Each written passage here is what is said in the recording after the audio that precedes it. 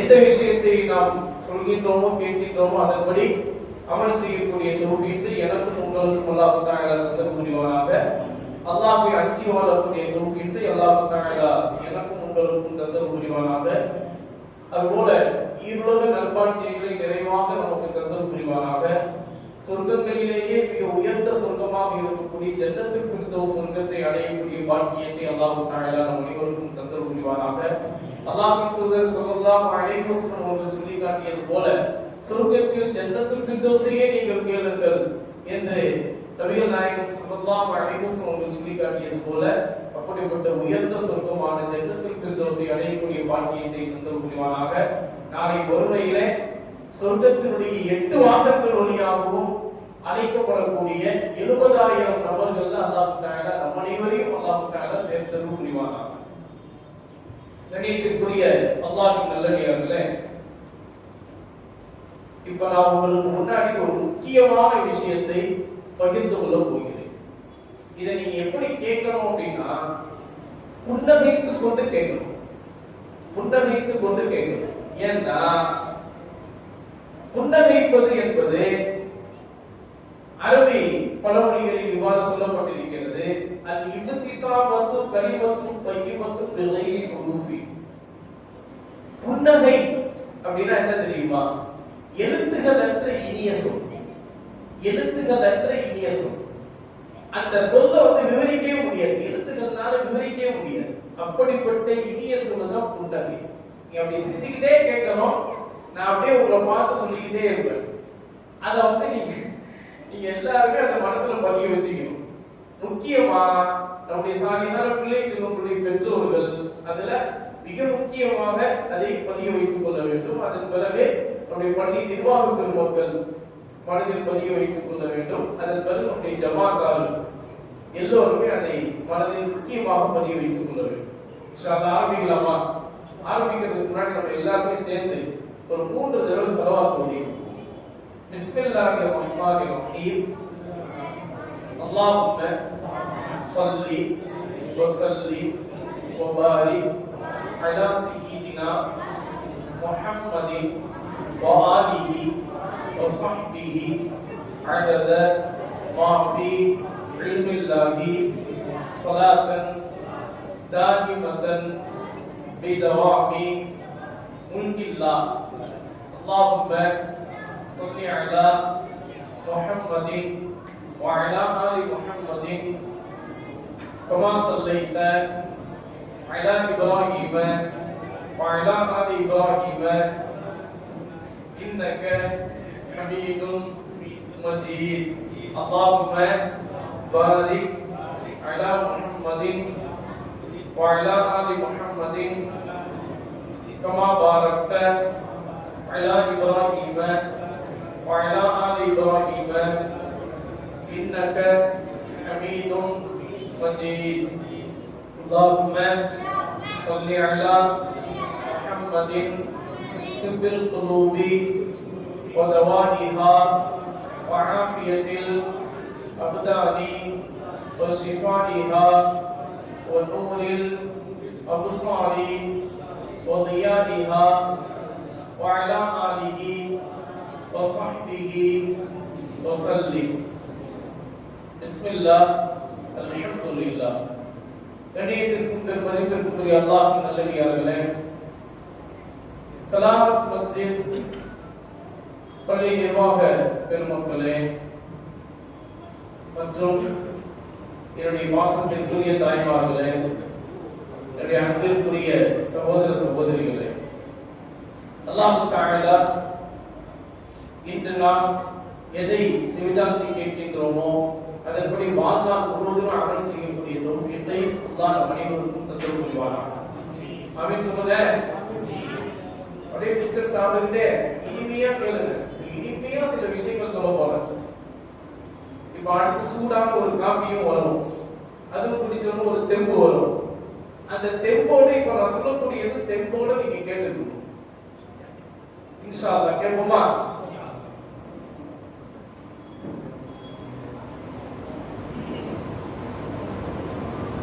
அல்லாஹ் தஆலா இந்த உலகத்தில் நம்மை படைத்து சிறந்த படைப்பினமாக மனித இனத்தை அல்லாஹ் தஆலா ஆக்கி இருக்கின்றார். அந்த சிறந்த மனித படைப்பிலேயே அல்லாஹ்வின் தூதர் ஸல்லல்லாஹு அலைஹி வஸல்லம் அவர்களுடைய உம்மத்தினர்களாகிய உம்மத்தே முஹம்மதியா என்று சொல்லப்படுகின்ற உம்மத்தே முஹம்மதியாவில் கட்டுப்பட்ட நம் அனைவரையும் அல்லாஹ் தஆலா சிறந்த சமுதாயமாக அல்லாஹ் தஆலா ஆக்கி அருளியிருக்கின்றார். அந்த சிறந்த சமுதாயத்தினர்களிலேயே பொற்காலத்தில் வாழ்ந்தவர்கள் என்று சொல்லி அல்லாஹ் தஆலா அவனுக்கு நெருக்கமான அவனுக்கு அடுத்த அந்தஸ்தை பெற்ற அல்லாஹ்வின் தூதர் ஸல்லல்லாஹு அலைஹி வஸல்லம் நம் உயிரினும் மேலான கண்மணி நாயகம் ஸல்லல்லாஹு அலைஹி வஸல்லம் அவர்களை அல்லாஹ் தஆலா ஆக்கி இருக்கின்றார். அவர்களை தொடர்ந்து அவர்களை பின்பற்றி வந்த சஹாபாக்கள், தாபிஈன்கள், தபஅ தாபிஈன்கள், இமாம்கள், வலிமார்கள், ஷஹதாக்கள், சித்தீகீன்கள், சாலிஹீன்கள், நல்லோர்கள், நாதாக்கள் அனைவரையும் அல்லாஹ் தஆலா சிறந்த மனிதர்களுடைய அந்தஸ்தில் அல்லாஹ் தஆலா ஆக்கி அருளியிருக்கின்றார். அதைத் தொடர்ந்து இப்போது நாம் அடைந்திருக்கக்கூடிய 21ஆம் நூற்றாண்டில் நாம் எல்லாம் காலடி எடுத்து வைத்திருக்கின்றோம். நம்மை அல்லாஹ் தஆலா சிறந்த ஒரு படைப்பாக ஆக்கி இருக்கின்றார். காரணம், இன்று வரை கியாமத் நாள் வரை மார்க்க கல்வியை கற்றிருக்கக்கூடிய உலமா பெருமக்களை கொண்டு அல்லாஹ் தஆலா நம்மை கண்ணியப்படுத்தி இருக்கிறார்.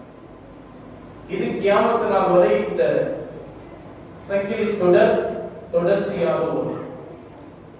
அல்லாஹ் தஆலா அதை கபூல் செய்து அருள் புரிவாராக.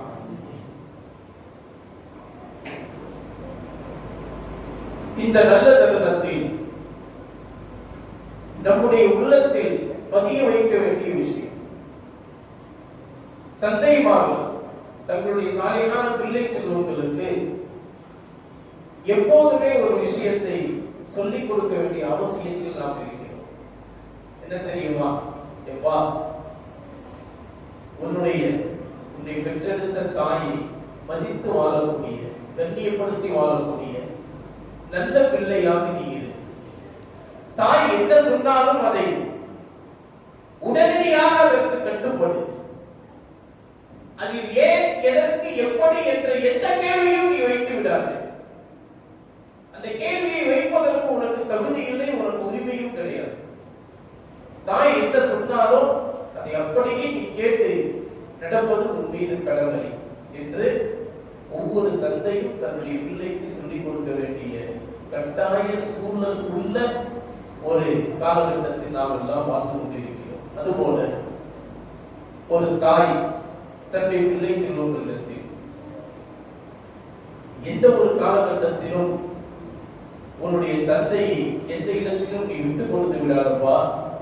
உன்னுடைய தந்தையை எப்போதுமே நீ உயர்ந்த அந்தஸ்தில் நீ வைத்திரு. அதுதான் எனக்கும் சந்தோஷம், உன்னையும் நாளைய சமுதாயத்தில் மிகச்சிறந்த மனிதனாக அதை காட்டுவதற்கு வழிவகுக்கும் அப்படின்னு ஒரு தாயும் தன்னுடைய பிள்ளைக்கு சொல்லிக் கொடுக்க வேண்டிய அவசியமான காலகட்டத்தில் நாம் இருக்கிறோம். ஏனென்றால் இப்போது உள்ள கால சூழ்நிலையில் நம்முடைய பிள்ளை செல்வங்களுக்கு அதை சொல்லிக் கொடுப்பதற்குண்டான நேரம் இல்லை. தந்தையும் வேலையை பார்த்துட்டு போறார், தாயும் வேலையை பார்த்துட்டு போறார், பிள்ளை மட்டும் ஸ்கூலுக்கு போயிட்டு வர்றது அல்லது மற்ற விஷயங்களை செய்யறது, இது போன்று அவருடைய வாழ்க்கையும் போய்கொண்டிருக்கிறது. காலையில் எழுந்திருந்ததிலிருந்து மாலை படுக்கைக்கு தூங்குகின்ற வரை பிள்ளையை பார்ப்பதற்கு தந்தையும் இல்லை, பிள்ளையை பராமரிப்பதற்கு தாயும் இல்லை என்கின்ற அடிப்படையில் இப்போதுள்ள கால சூழலில் போய்கொண்டிருப்பதால் தந்தையை எப்படி மதிக்க வேண்டும், தாயை எப்படி மதிக்க வேண்டும் என்பது நம்முடைய பிள்ளை செல்வங்களுக்கு தெரிவதே கிடையாது. நம்மலாம் இருக்கும்போது என்ன செஞ்சிருந்தோம் அப்படின்னு சொன்னா, தந்தை வீட்டுக்குள்ள நுழைஞ்சாருன்னா உடனே எழுந்திருச்சு நிற்போம். நம்ம காலகட்டத்தில், நம்ம வளர்த்து இருக்கக்கூடிய காலகட்டத்தில் நீங்க வளரவே இல்லையே அப்படின்னு சொல்லிடாதீங்க. நம்ம சின்ன பிள்ளைகளிலிருந்து வளர்ந்து இருக்கக்கூடிய அந்த காலகட்டத்துல தந்தை உள்ள வீட்டுக்குள்ள வந்துட்டாருன்னா உடனே பிள்ளைகள் எழுந்திருந்து நிற்பாங்க. வகையில தான் பிள்ளைகள் வளர்க்கப்பட்டிருக்கிறார்கள்.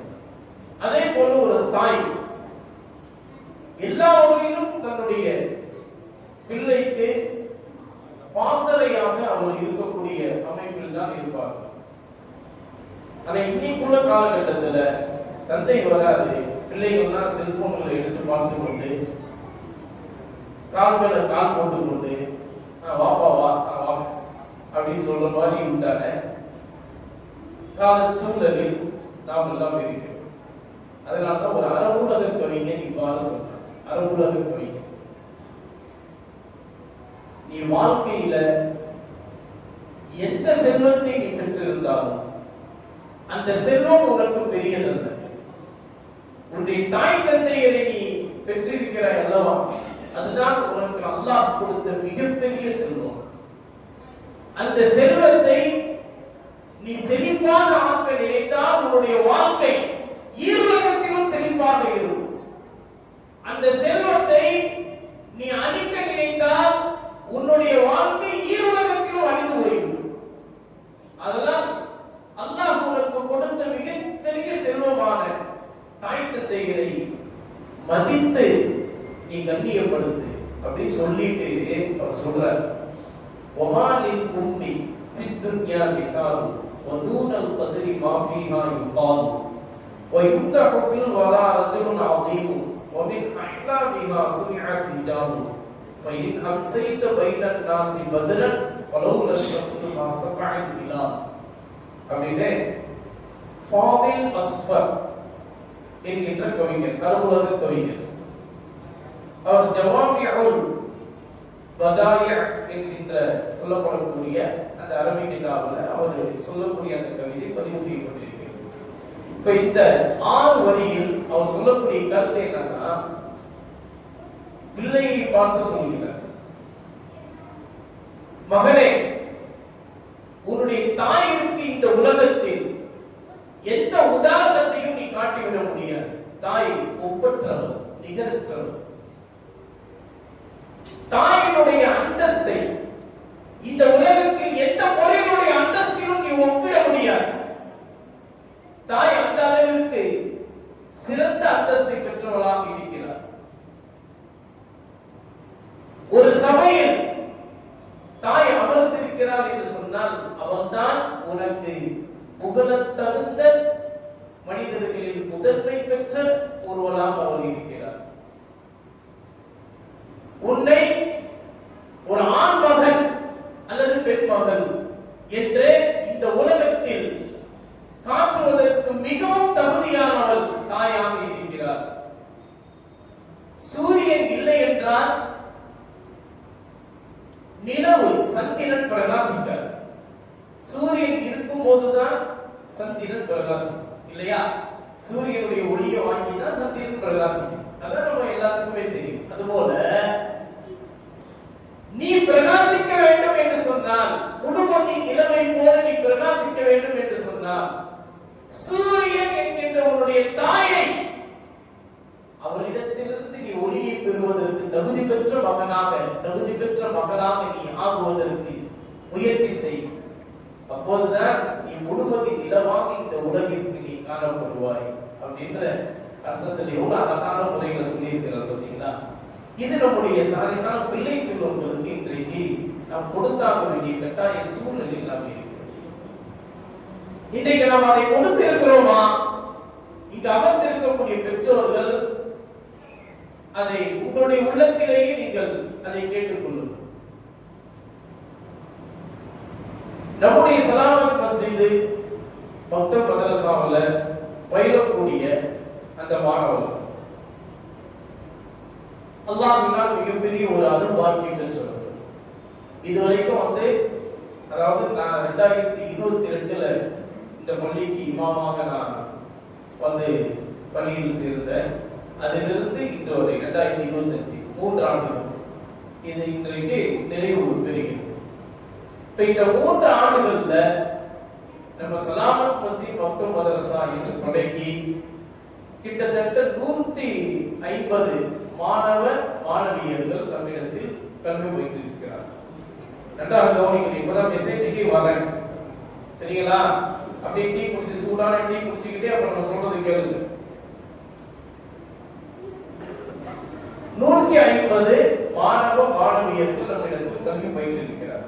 அந்த 150 மாணவ மாணவியர்கள்ல இப்ப இருக்கக்கூடிய மாணவர்கள் அப்படின்னு பார்த்தா 27 மாணவர்கள் இருக்கிறார்.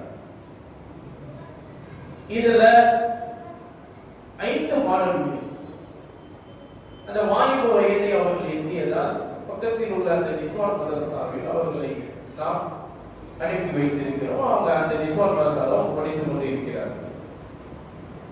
இதுல இந்த 150 மாணவ மாணவியர்கள்ல இப்ப இருப்பது 27. நம்மிடத்துல இஸ்லாம் குர்ஆனிலிருந்து ஆரம்பித்து இஸ்லாம் குர்ஆனை முழுமையாக முடித்து குர்ஆனை ஓத தொடங்கி அதை முடிக்கக்கூடிய தருவாயில் இருக்கக்கூடிய பிள்ளை செல்வங்கள் அப்படின்னு பார்த்தீங்கன்னு சொன்னா மொத்தம் 50 பிள்ளைகள் இருக்கிறார். அந்த 50 பிள்ளைகள்ல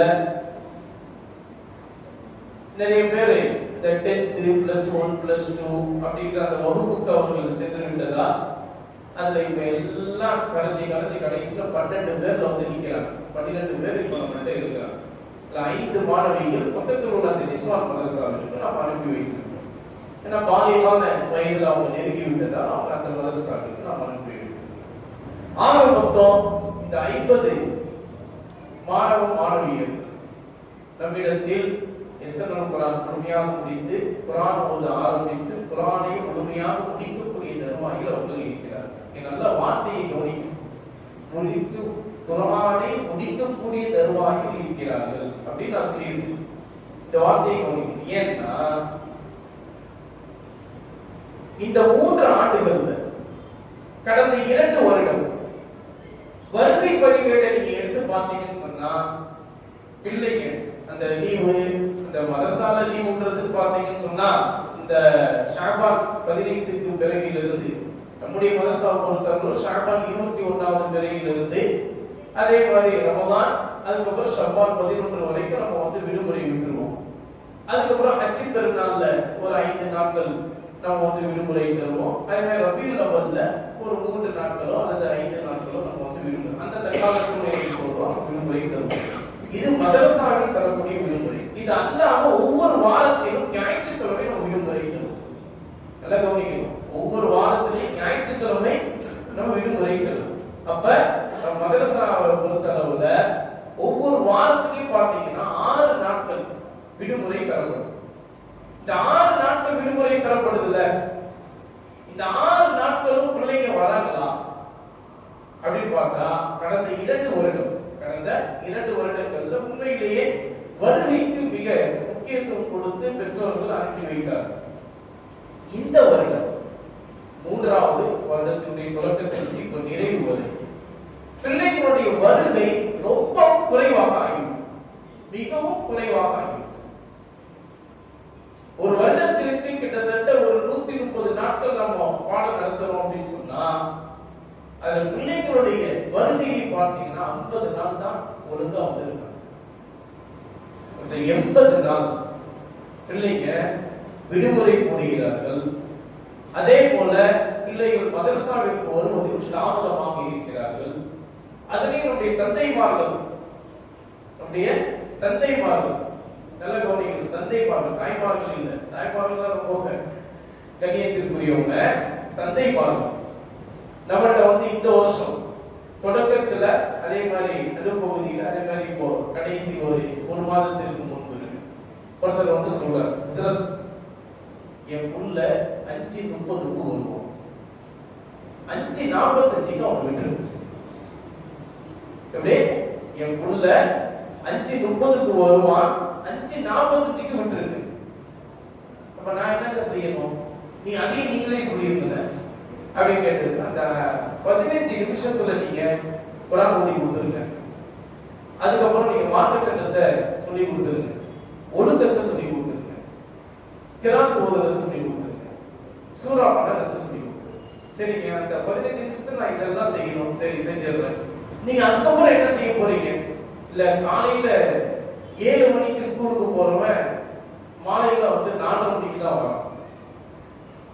அதே போல அந்த 4:30 மணிக்கு அவனுக்கு வீட்டுக்கு வந்தோடனே அவனுக்கு எல்லாத்தையும் கட்டி விட்டு அதுக்கப்புறம் திருப்பி அவனுக்கு எல்லா ட்ரெஸ்ஸையும் போட்டு அவனுக்கு வந்து பால் ஸ்நாக்ஸ் எல்லாத்தையும் தந்து அதுக்கெல்லாம் எல்லாம் முடிச்சோம்னா உங்களுக்கு நான் 5:30 மணிக்கு போனது கூட நீங்க 5:45 விட்டுட்டீங்கன்னா நேரம் வீட்டுக்கு வந்து ஒரு டீ குடிச்சிட்டு 6 மணிக்கு கராத்தே கிளாஸ் 6 மணிக்கு கராத்தே கிளாஸ் அது 1 மணி நேரம் நடக்கும் சார் 6 to 8 6 to 7 சரி 7 to 8 மேக்ஸ் கிளாஸ் போவோம் 8 to 9 இங்கிலீஷ் கிளாஸ் போவோம் அதுக்கப்புறம் 9 to 10 அவன் வந்து 7வது சங்கத்துல இருப்பான் ஓஹோ அப்படி இருக்கு சரி அப்போ இதுக்கெல்லாம் நீங்க வந்து நேரத்தை தரீங்க எப்படி 1 மணி நேரம் ஸ்கூலுக்கு 8 மணி நேரம் 10 மணி நேரம் தந்துட்டாங்க அதுக்கப்புறம் டியூஷனுக்கு தனித்தனி டியூஷனுக்கு 1 மணி நேரம் தந்துட்டாங்க இதுவெல்லாம் வந்து ஒரு உலகத்துல தான் நமக்கு நன்மையை தருது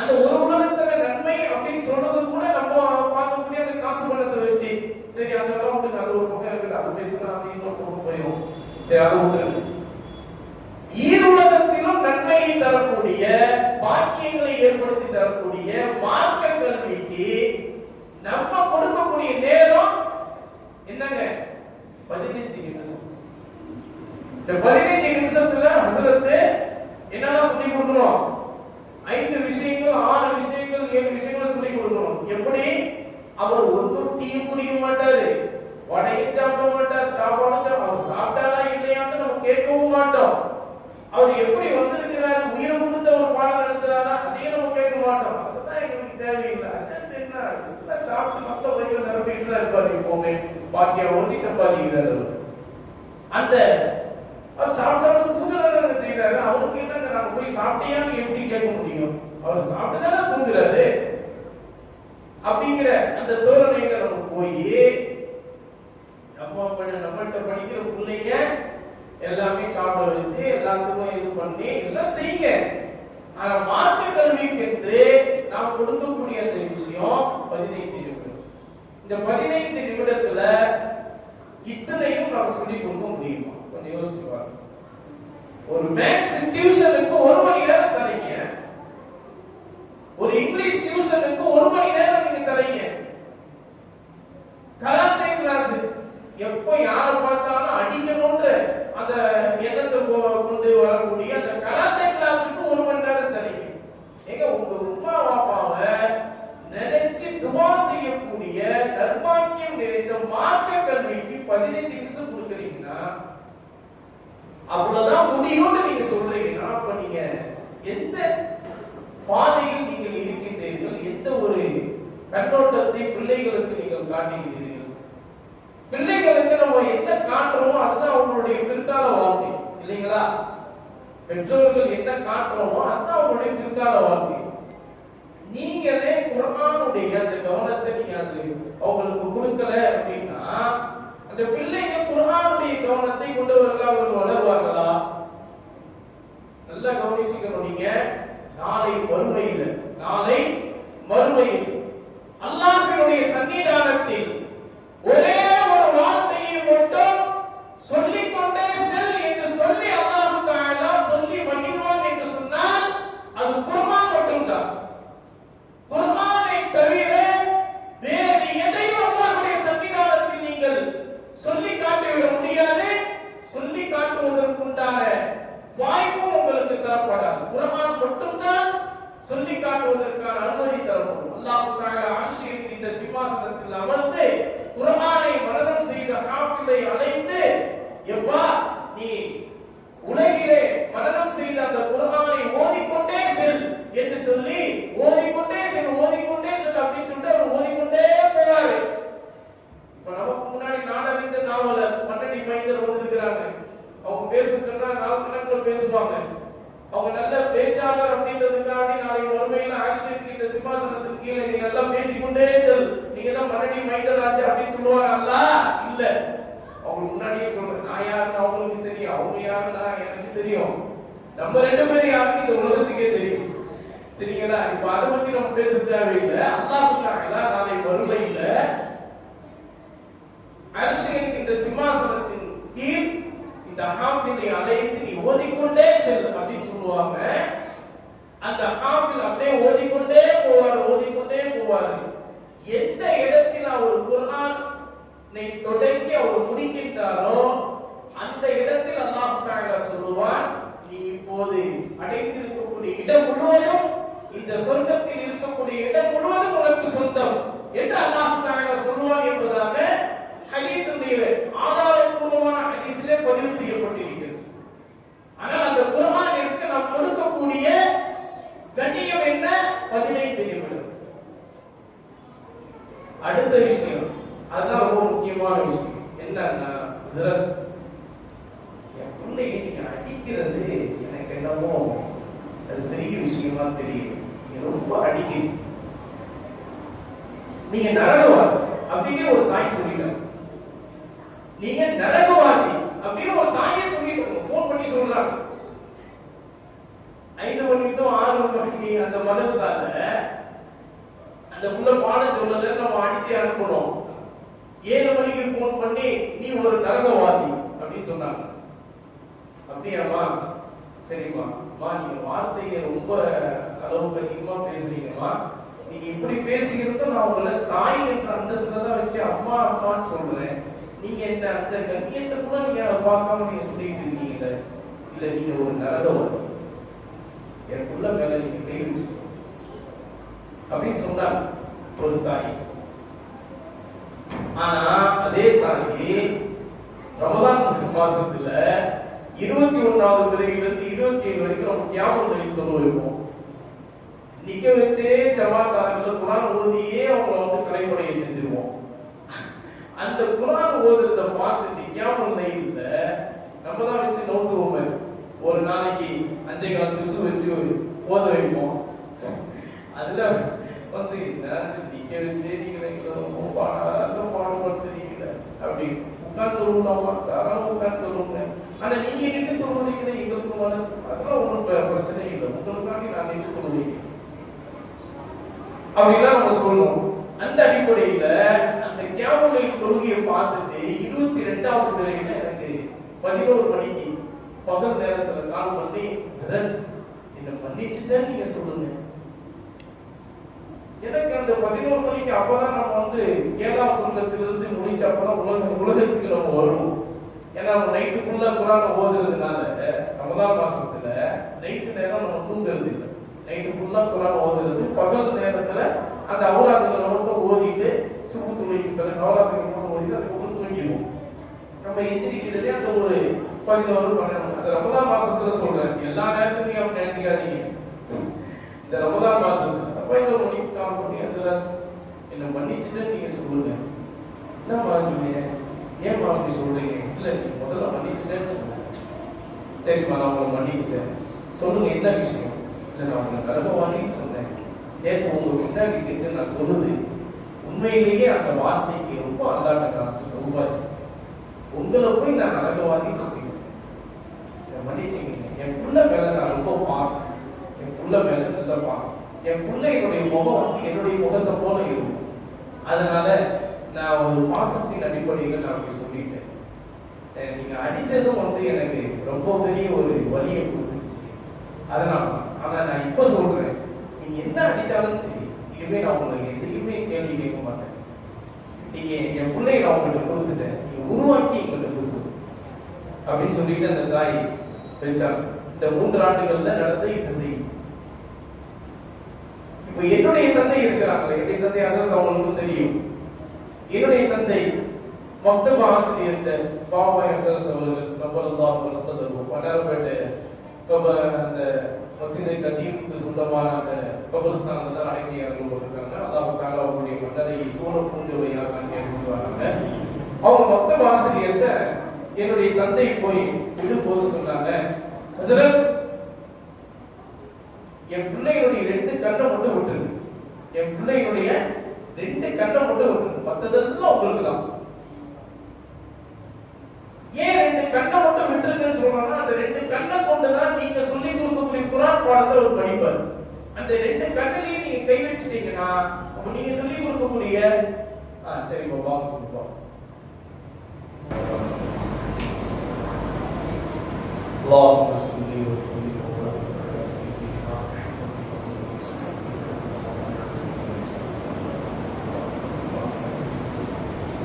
اللهم ربنا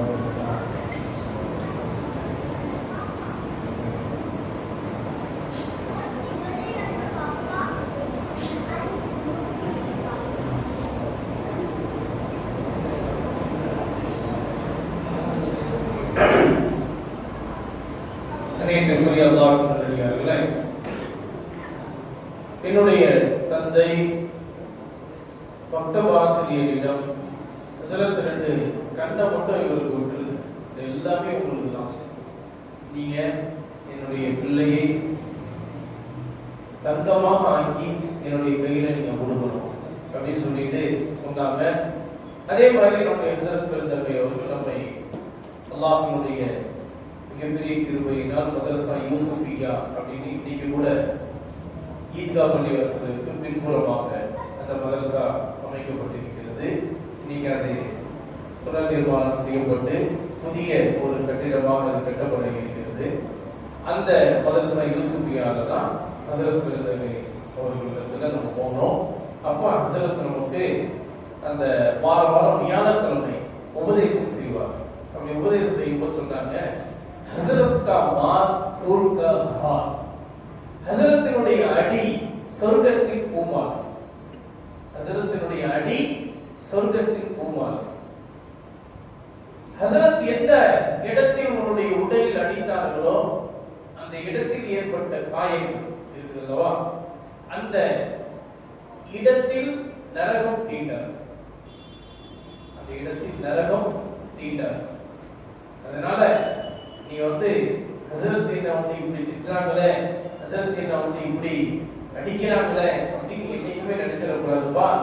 எந்த ஹஸரத் கிட்ட நீ படிச்சாலும் ஹஸரத் அலி இப்னு அபீ தாலிப் ரலியல்லாஹு தஆலா அவங்க சொல்லக்கூடிய அந்த விஷயத்தை தான் நம்ம மனசுல வச்சுக்கணும். ஒரு அலிஃப் உனக்கு சொல்லி கொடுத்தாலும் கூட அந்த ஒரு அலிஃப் சொல்லி கொடுத்த ஆசிரியர் பெருந்தகைக்கு நீ அடிமையாக இருக்க வேண்டும் என்று சொன்னார். அடிமைனா என்னன்னு தெரியுதுங்களா? அடிமைனா என்னன்னு தெரியுதுங்களா? எதையுமே எஜமானனுக்கு முன்னால பேசக்கூடாது, எதையுமே கேள்வி கேட்கக்கூடாது, எதையுமே தன்னுடைய எந்த விஷயத்தையுமே சொல்லி முறையிடவும் கூடாது. அதான் அடிமை இல்லையா? அப்படிப்பட்ட அடிமையாக நான் இருக்கிறேன் என்னுடைய உஸ்தாதினுடைய பெருந்தகைக்கு முன்னால் அப்படின்னு ஹஸரத் அலி இப்னு அபீ தாலிப் ரலியல்லாஹு தஆலா அவர்கள் சொல்லி இருக்கிறார்கள். அத நம்முடைய ஹஸரத் பெருந்தகை அவர்கள் நமக்கு உபதேசமாக சொன்னார்கள். அதன்படிதான் நம்ம வளர்ந்து இன்னைக்கு உங்களுக்கு முன்னாடி நம்ம இப்படி நிக்கிறோம் அப்படின்னு சொன்னா அதற்கு ஹஸரத் அவர்கள் போட்ட அந்த வித்து தான் இவ்வளவு பெரிய சிறப்பான ஒரு வரமாக வந்திருக்கிறது. ஆனா இன்னைக்கு உள்ள தந்தைமார்கள் தாய்மார்கள் பிள்ளைகளை அடிச்சா பிள்ளைகளை அதே மாதிரி ஏதாவது ஒரு விஷயத்தை சொல்லி அவங்களை திட்டினா, நீங்க இந்த மாதிரி திட்டினீங்க, நீங்க இந்த மாதிரி அடிச்சிட்டீங்க, நீங்க அடிக்கிறது எங்களுக்கு ஒரு சிறந்த ஒரு விஷயமா தெரியல, நீங்க எங்கள்கிட்ட சொல்லுங்க, நாங்க அடிக்கிறோம், நீங்க அடிக்கிறது இப்படின்னு சொல்லக்கூடிய அந்த விஷயம்.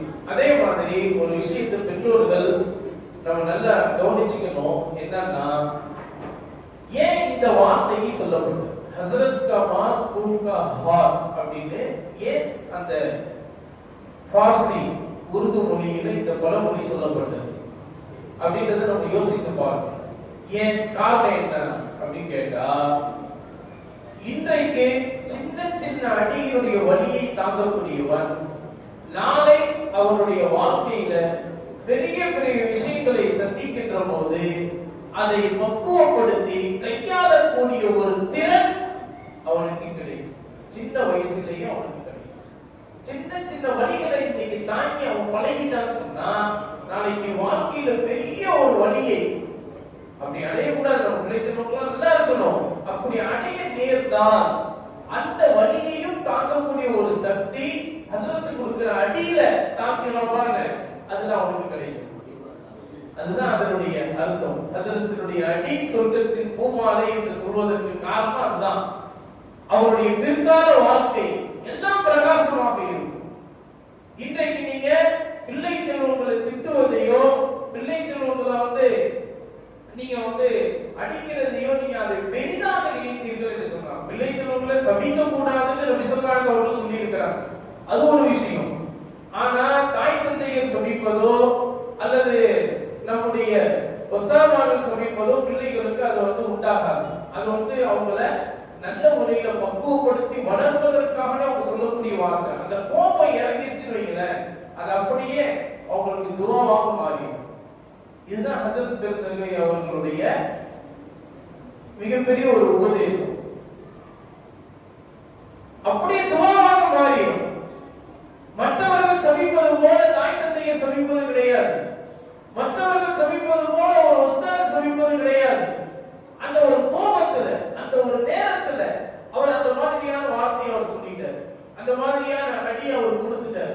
ஆனா அதுக்கு பிறகு பாருங்க, அவனை பக்கத்துல வச்சுக்கிட்டா என் புள்ள நீ போய் இப்படிலாம் செய்யலாமா அப்படி தட்டி கொடுத்து அவன் வளர்க்கிறார் பாருங்க. இதுதான் ஆசிரியர். இந்த ஒரு உரிமை கூட ஆசிரியருக்கு நீங்கள் தரவில்லை என்று சொன்னால் நாளைய சமுதாயத்தில் நம்முடைய பிள்ளை செல்வங்கள் வாழ்க்கையினுடைய ஓட்டத்தில் இன்னைக்கு நிறைய விஷயங்களை சந்திக்க வேண்டியது இருக்கிறது. நிறைய விஷயங்கள் இன்றைக்கு நீங்க தற்கொலைக்கான காரணத்தை நீங்கள் எடுத்துக்கொண்டால் அது முதல் காரணம் என்ன தெரியுமா? பிள்ளைகளுக்கு ஏற்படக்கூடிய மன அழுத்தம். பிள்ளைகளுக்கு ஏற்படக்கூடிய மன அழுத்தம் நல்லா கவனிக்கணும். ரொம்ப முக்கியமான விஷயத்தை நான் சொல்லிக் கொண்டிருக்கிறேன். பிள்ளைகளுக்கு ஏற்படக்கூடிய அந்த மன அழுத்தம் தான் அவர்களை தற்கொலை வரைக்கும் கொண்டு சேர்த்து விடுகிறது. அந்த பிள்ளைகளுக்கு அந்த மன அழுத்தத்தை நீங்க கொடுக்காதீர்கள். பிள்ளைகளுக்கு நீங்க பாசமா பேசுங்க, இன்னைக்கு சிரிச்சுக்கிட்டே நீங்க பேசுங்க. எல்லாமே இன்றைக்கு அதுதான் அந்த அடிப்படையில் சொல்லப்படுது என்றதோடு பிள்ளைகள்கிட்ட நீங்க செல்போனை கொடுத்துடாதீங்க. செல்போனை கொடுத்துட்டீங்கன்னா உங்க பிள்ளை உங்களுக்கானவர்கள் அல்ல. செல்போனை நீங்க பிள்ளை செல்வங்கள்ட்ட கொடுத்துட்டீங்கன்னா உங்க பிள்ளைகள் உங்களுக்கானவர்கள் அல்ல. உங்களை நினைத்து துவா செய்யக்கூடிய பிள்ளைகளா இருக்க மாட்டாங்க.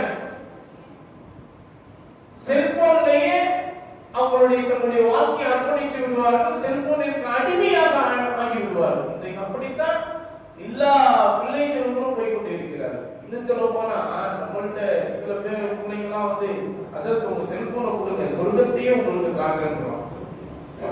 உங்க செல்போனை கொடுங்க, சொர்க்கத்தையே உங்களுக்கு காட்டுறோம்.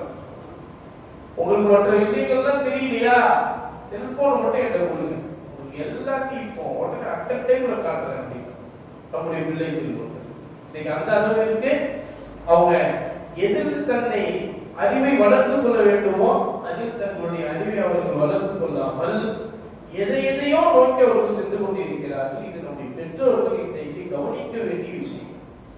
நம்முடைய பிள்ளை செல்வங்களை கண்காணிப்பது என்பது நம்முடைய கட்டாய கடமையாக இருக்கிறது.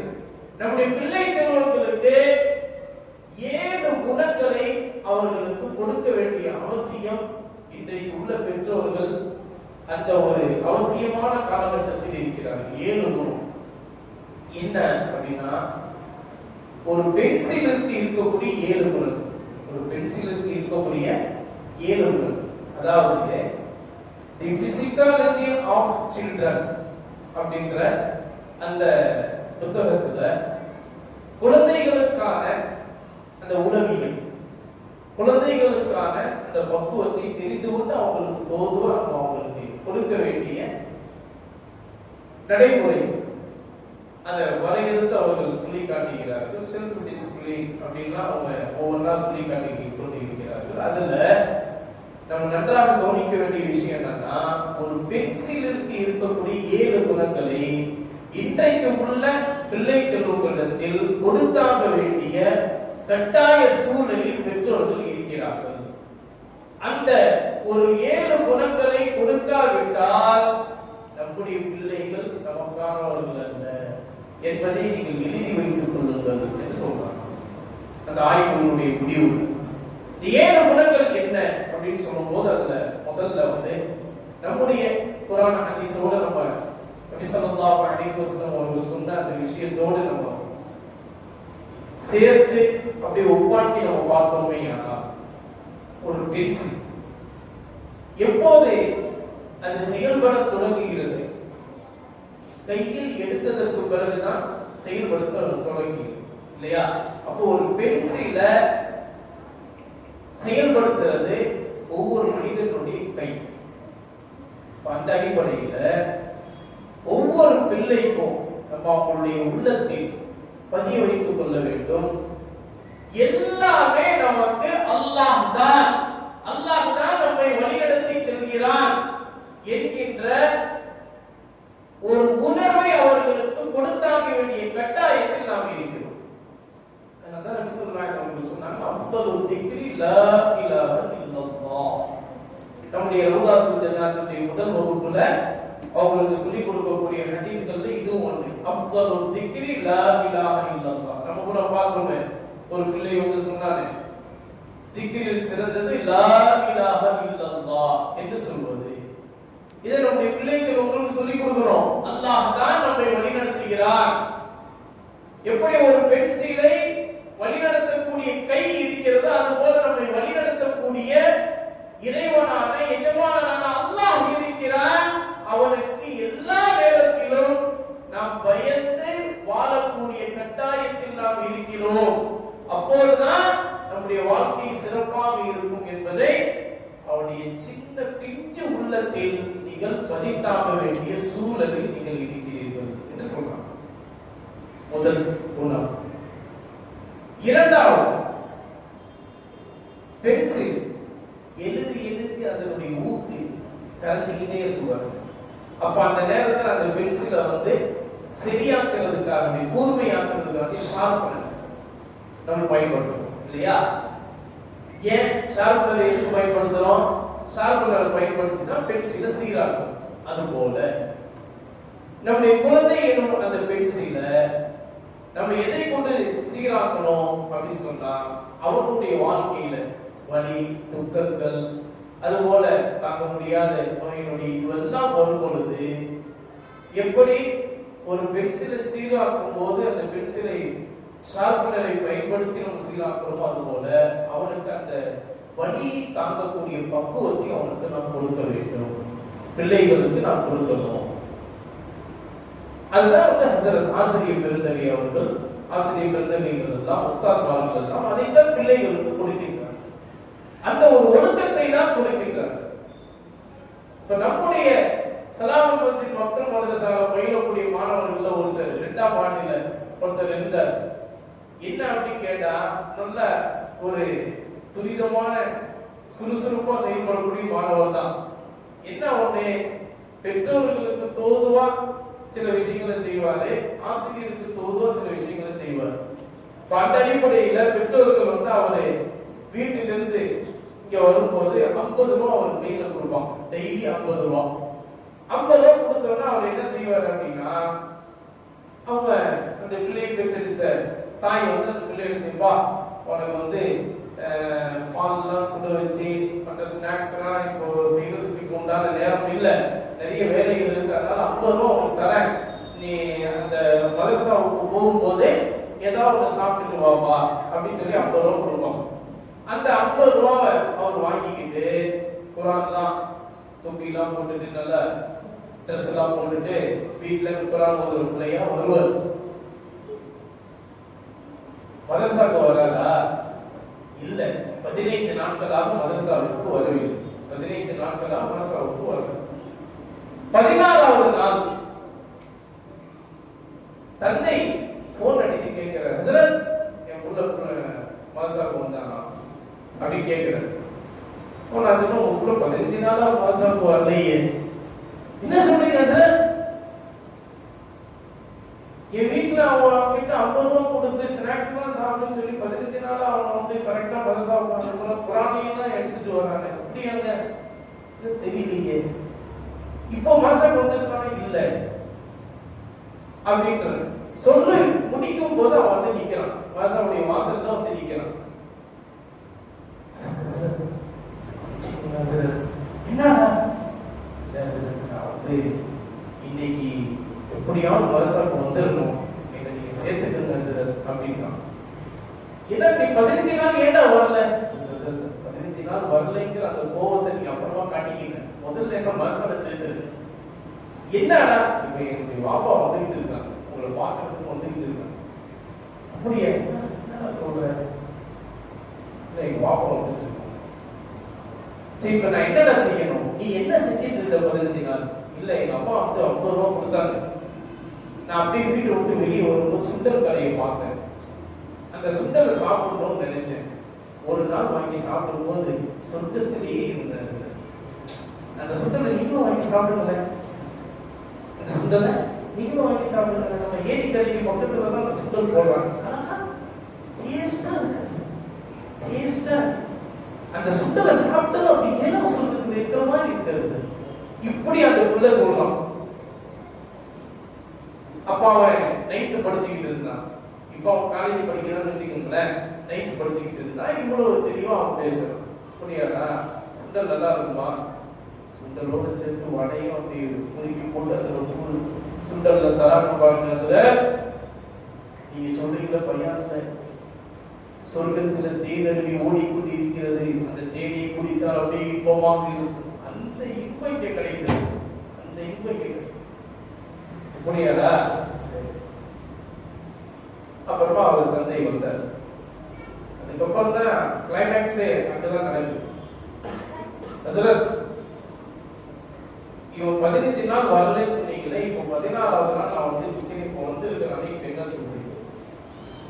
அதாங்க நீங்க உங்க வீட்டுல 50 ரூபா கொடுத்ததை அவன்கிட்ட கொடுத்துருக்கீங்க. அந்த 50 ரூபா வச்சு அவன் வந்து சுண்டல்லாம் சாப்பிட்டுருக்கான். சரிங்க சார், அதெல்லாம் விட்டுங்க, அதெல்லாம் விட்டுருங்க. நான் ஒரு முக்கியமான விஷயத்த சொல்ல போறேன். இப்ப என்னட்டா, நான் எப்ப கேட்டாலும் பாப்பா அம்மாவா அச்சத்துக்கு கூப்பிடுறது, பாப்பா அம்மாவா அச்சத்துக்கு கூப்பிடுறது. ஏட்டா கூப்பிடுறாரு? இல்ல என்ன கூப்பிடுறாரு? இல்லையே உங்களை தான் கூப்பிடல, உங்களை வர வேண்டாம்னு சொல்றேன். அம்மாவை மட்டும் தான் கூப்பிடுறது, அம்மாட்ட மட்டும் தான் பேசணும். அப்படியா? இவனா சொல்றான், ஆமா அம்மாட்ட மட்டும் தான் பேசணும்னு சொல்றாங்க. என்ன நீங்க உங்களைகளை கூப்பிட்டு மட்டும் தான் பேசுவீங்களா? நீங்கள மாதிரி ஆம்பளைங்கிட்ட நீங்க பேச மாட்டீங்களா? ஏங்க நான் அப்படி சொல்லலைங்க. நீங்க எல்லாம் வேலையில இருப்பீங்க, உங்களை ஏன் கஷ்டப்படுத்தணும்? தாய் வந்து வீட்டுல இருப்பாங்களே, அவங்கள கூப்பிடுவா அப்படின்ற அந்த அர்த்தத்துல சொன்னேன். இல்ல அவன் என்ன சொல்றான்னா, நான் வரட்டுமான்னு கேட்டதுக்கு நீங்க வரவேணான்னு சொல்றான். அம்மாவை மட்டும்தான் அவர் அச்சத்தை கூப்பிடுறாரு. அப்ப பொம்பளை அச்சத்தா இருப்பாரு அவரு அப்படின்னு நான் நினைச்சுதான் இப்ப முக்கியமா ஓடி வந்தேன் அப்படிங்கிறாரு. இப்ப நான் என்ன அவர்கிட்ட சொல்லியிருக்கேன்? இப்ப ஜமாத்தார்கள், இப்ப தாய்மார்கள் எல்லாம் உட்கார்ந்து இருக்கீங்க. இப்படி கடந்த 2வது வருடத்தினுடைய முடிவுல செப்டம்பர் மாசத்துல தேதி எழுதி வச்சிருக்கேன். நான் எப்பவுமே எனக்குரிய ஒரு நல்ல பழக்கம் என்னன்னா, எந்த ஒரு விஷயத்தையும் நான் வந்து எழுதி வச்சிருக்கேன். அந்த தேதி அந்த நேரத்தை போட்டு எழுதி வச்சிருக்கேன். ஏன்னா என்னுடைய ஹஜ்ரத் பெருந்தகை ஹஜ்ரத்துல்லா எஸ்பி ஹஜ்ரத்துல்லா அவர்கள் லஜ்னத்து முஹ்சினீன்ல எங்களுக்கு பாடம் நடத்தும் போது சொல்லுவாங்க, எப்பா உன்னுடைய வாழ்க்கையில சுகமோ துக்கமோ எது நடந்தாலும் அந்த தேதி போட்டு அந்த நேரத்தோட நீ எழுதி வச்சிருப்பா, அது உனக்கு எப்பவுமே உனக்கு கை கொடுக்கும் அப்படின்னு சொல்லுவாங்க. அந்த அடிப்படையில் நான் எழுதி வச்சிருக்கேன். எல்லாத்தையும் எழுதி வச்சிருக்கேன். எந்தெந்த பிள்ளைகிட்ட படிச்சுச்சு, எப்படி படிச்சது, அதனுடைய தரம் என்ன, நான் எப்படி அதுக்கு சொல்லி கொடுத்தேன், என்னென்ன நிகழ்வுகள் எல்லாம் நடந்தது, எல்லாமே எழுதி வச்சிருக்கேன். நான் அதுக்கிட்ட ஒரு பீரோவே வச்சிருக்கேன். அந்த அடிப்படையில அவர் சொல்றாரு. சொன்ன உடனே நான் சொன்னேன், வாங்கி இப்ப கூட அவன் வந்து சிறப்பின மன்னிச்சுக்கங்க, முதல்ல என்ன சேர்த்துருங்க, அதுக்கப்புறம் நீங்க அந்த 15 நாள் வராத போது அப்புறமா காட்டுங்கன்னு சொல்லிதான் அவன் உட்கார்ந்து இருக்கிறான். சிலர் நீங்க வருஷம் முடிச்சோன்னு என்கிட்ட அனுப்புங்க, நான் பாத்துக்கிறேன் அப்படின்னு சொல்லி அவரு போய் அதுக்கப்புறம் அவர் நல்லபடியா ஓதி முடிச்சாருன்னு வைங்களேன். நான் என்ன சொல்கிறேன் என்று சொன்னா, பிள்ளைகளை கண்காணிப்பதற்குண்டான ஒரு வேலையை பெற்றோர்களாகிய நாம் செய்வது கிடையாது. நம்ம எதை கண்காணிக்கிறது தெரியுமா?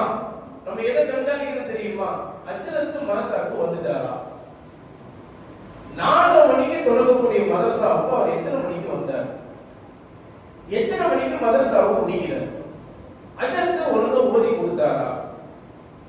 அஜத்து குர்ஆன் பாடத்தை கேட்டாரா? அஜத்து வந்து மார்க்க சட்டத்தை சொல்லி கொடுத்தாரா? எல்லாம் அஜத்து தான். புள்ள மார்க்க சட்டத்தை படிச்சானா, புள்ள குரான ஓதுனானா, புள்ள மதரசாவுக்கு வந்தானா, புள்ள எத்தனை மணிக்கு வந்தான், எதையுமே பார்க்கறது கிடையாது. மூன்றாவது விஷயம் என்னன்னு சொன்னா, ஒரு பிள்ளையை இன்னொரு மதரசாவிற்கு நம்ம மாத்துறோம் அப்படின்னு சொன்னா, நம்முடைய அயல்பாக்கத்தில் உள்ள தந்தைமார்கள் தாய்மார்கள் ரெண்டு பேரிடத்திலுமே இருக்கக்கூடிய ஒரு கவன குறைவு என்னன்னு சொன்னா, நம்ம எஸ்எல் குரானிலிருந்து அந்த பிள்ளைங்களுக்கு ஆரம்பிச்சு புள்ள குரான்லாம் அவங்களுக்கு ஓதி கொடுத்து குரானை ஓத தொடங்கி எல்லாமே அந்த பிள்ளை உருவாக்கி அப்படியே மாதுளை பழம் மாதிரி அப்படியே சுவைக்க சுவைக்க விட்டாதது போல அந்த பிள்ளையை உருவாக்கி வச்சிருப்போம். திடீர்னு அந்த தந்தைக்கு வந்த ஒரு சிந்தனையை இன்னொரு மதரசாவிற்கு கொண்டு போய் சேர்த்துருவார். சேர்த்ததை ஏதாவது சொல்வாரா? ஹசரத் கிட்ட எதையுமே சொல்றது கிடையாது. அதிலே குறிப்பா பொம்பளை பிள்ளைகளுடைய விஷயத்துல எதையுமே சொல்றது கிடையாது. எதையுமே அந்த பிள்ளையை நல்ல முறையில உருவாக்கி வச்சிருப்போம். என்கிட்ட படிச்ச பிள்ளைங்கள்ல 11 பொம்பளை பிள்ளைங்க என்கிட்ட படிச்சாங்க. சின்ன வயசுல இருந்து என்கிட்ட படிச்சாங்க. பாலிகால வயசு வரைக்கும் அந்த பிள்ளைங்களை குரான்லாம் ஓத வச்சு கடைசியில் குரான் முடிக்கக்கூடிய தருவாயில இருக்கும் போது நான் அந்த பிள்ளைங்களுக்கு சர்டிபிகேட்லாம் அஜத்துக்கிட்ட கையெழுத்து வாங்கிட்டு வந்து கொடுக்கலாம்னு நினைக்கும் போது அந்த பிள்ளைங்க வேற ஒரு மாசால போய் சேர்ந்துட்டாங்க. சரி ஏங்க சேர்த்தீங்கன்னு கூப்பிட்டு கேட்டாங்க. சார் உங்கள்கிட்ட சொல்றதுக்கு ஒரு வெக்கமா இருக்கு. என்னங்க என்கிட்ட சொல்றதுக்கு ஏங்க வெக்கப்படுறீங்க? இல்ல நீங்க ஆம்பளையா போயிட்டீங்க. ஆம்பளையா போயிட்டோம். இல்ல ஆம்பளையா இருக்கிறது தப்பா? இல்ல நான் வந்து பொம்பளை பிள்ளைய வந்து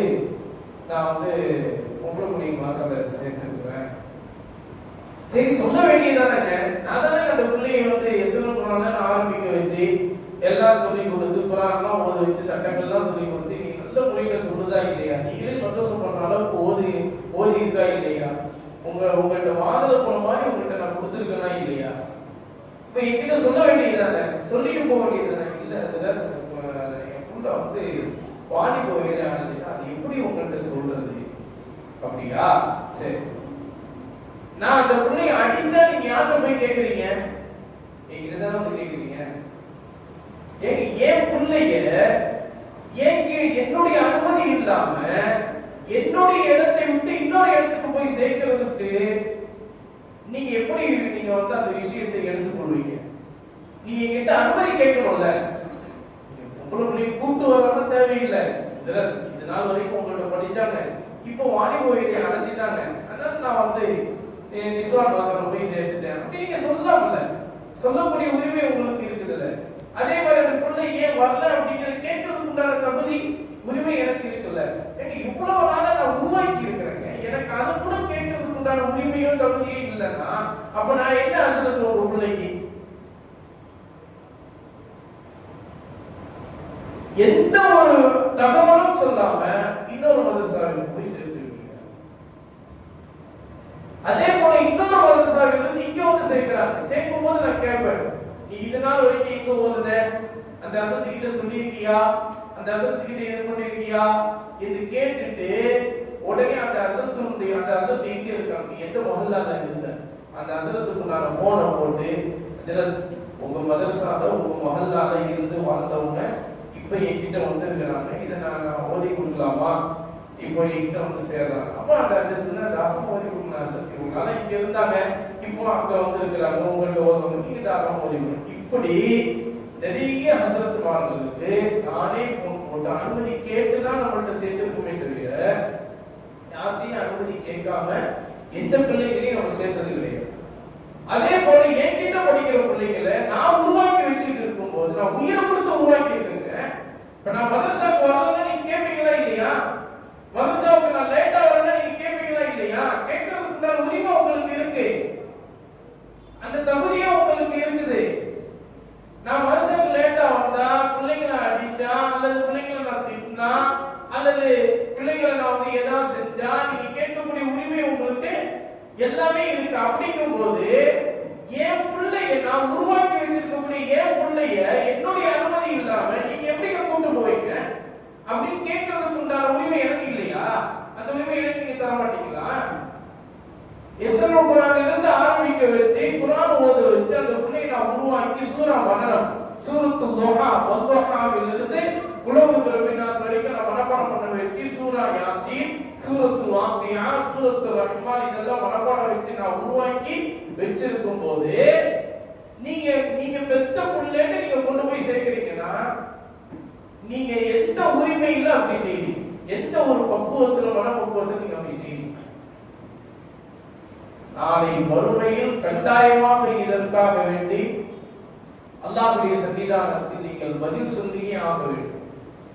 பதில் சொல்லாமல் போய்விடுவீங்க. எப்படி நீங்க என்கிட்ட பிள்ளையை கொடுக்கும் போது அந்த பிள்ளையை உருவாக்குறதுக்கு உண்டான அந்த விஷயங்கள் நான் செய்யலன்னா அல்லாஹ் எப்படி என்ன கேட்பானோ அது போல அந்த பிள்ளையை உருவாக்கி இருக்கும் போது என்னுடைய அனுமதி இல்லாம நீங்க இன்னொரு இடத்திற்கு போய் சேர்ப்பது என்பது அல்லாஹ் தஆலா அதையும் உங்களிடத்தில் கேட்பான் என்பதை இந்த நல்ல நேரத்தில் நீங்கள் மனதில் பதிய வைத்துக் கொள்ள வேண்டும். அடுத்ததாக நம்ம மூன்றாவதாக பென்சிலுடைய மூன்றாவது குணம் எரேசர். எரேசர் அப்படின்னா பென்சில்ல இருந்து வரக்கூடிய எழுத்துக்கள் எல்லா எழுத்துக்களையும் நம்ம பதிச்சு வைக்க மாட்டோம். சில எழுத்துக்களை அழிச்சிடுவோம் இல்லையா? பென்சில்ல வரக்கூடிய எழுத்துக்களை நம்ம அழிச்சிடுவோம். அது போல நம்முடைய பிள்ளை செல்வங்களுக்கு நம்ம என்ன செய்யணும் அப்படின்னு சொன்னா தவறுகளை நீ திருத்திருப்பா. தவறுகளை இல்லாம சரியான விஷயங்களை மட்டும் நீ எடுத்து நடக்கிறதுக்கு உண்டான அந்த விஷயத்தை நீ மேற்கொள்ளு. தவறான விஷயங்களோடயே நீ இருப்பது மோசமான குணம். சரியான விஷயங்களை மட்டும் நீ எடுத்து இது பண்ண அப்படின்னு அந்த பிள்ளைங்களுக்கு நம்ம சொல்லிக் கொடுக்கணும்.